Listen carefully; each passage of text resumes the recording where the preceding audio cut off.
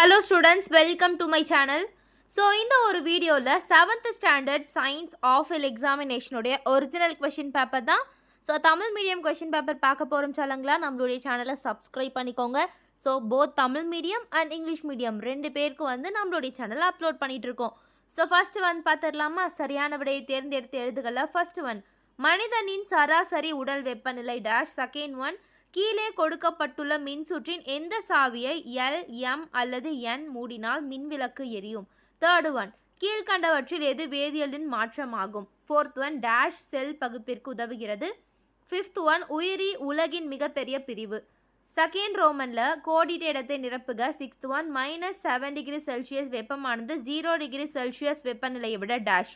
Seventh one, மின் கடத்து திறனின் SI அலகு டேஷ் ஆகும். எய்த் ஒன், ஒரு பலூனிலுள் வெப்ப காற்றினை அடிப்படை டேஷ் மாற்றமாகும். நைன்த் ஒன், முதிர்ந்த இரத்த சிவப்பு செல்லில் டேஷ் இல்லை. டென்த் ஒன், வெங்காயத்தின் ஒரு இரு சொற்பெயர் என்னன்னு கேட்குறாங்க. நெக்ஸ்ட் தேர்ட் ரோமன் லெட்டர் சரியா தவறா.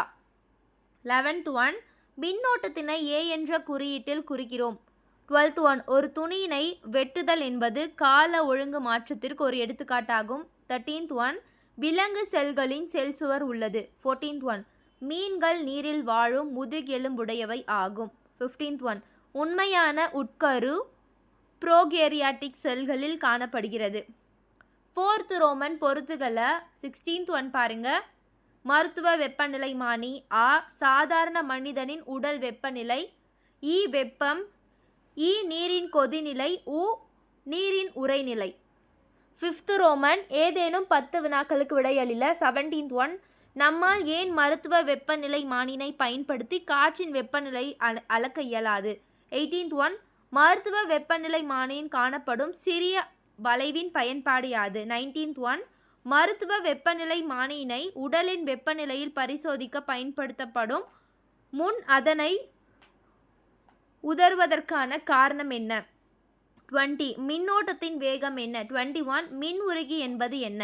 22, மின்கலம் என்பது என்ன. 23, கால ஒழுங்கு மாற்றத்திற்கு இரு எடுத்துக்காட்டுகள் தருக. 24, இரு வெப்ப உமிழ் வினைகளை குறிப்பிடுக. 25, ஒரு காகிதத்தில் வண்ணமடித்தல் எவ்வகை மாற்றமாகும். 26, உட்கருவில் உள்ள முக்கிய பொருட்கள் யாவை. 27, செல் சவ்வு என்ன செய்கிறது. 28, லைசோசோம் செல்களின் துப்புரவாளர்கள் என ஏன் அழைக்கப்படுகிறது. 29, வகைப்பாட்டியல் என்றால் என்ன. 30, 5 உலக வகைப்பாட்டினை பட்டியலிடுக. 31, டாக்ஸ் பெயிண்ட் என்றால் என்ன.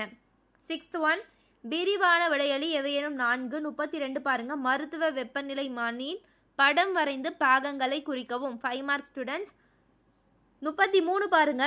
தொலைபேசி ஒன்றின் அமைப்பு மற்றும் செயல்படும் விதம் பற்றி விளக்குக. 34, உணவு செரித்தல் ஒரு வேதியியல் மாற்றம், இவ்வாக்கியத்தினை விளக்கவும்.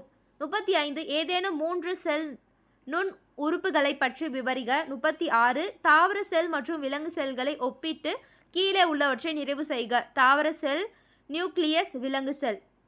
37, 5 உலக வகைப்பாட்டின் வரைபடம் வரைக. அவ்வளோதான் ஸ்டூடெண்ட்ஸ். ஒழுங்காக படித்து நல்லா மார்க் வாங்குங்க.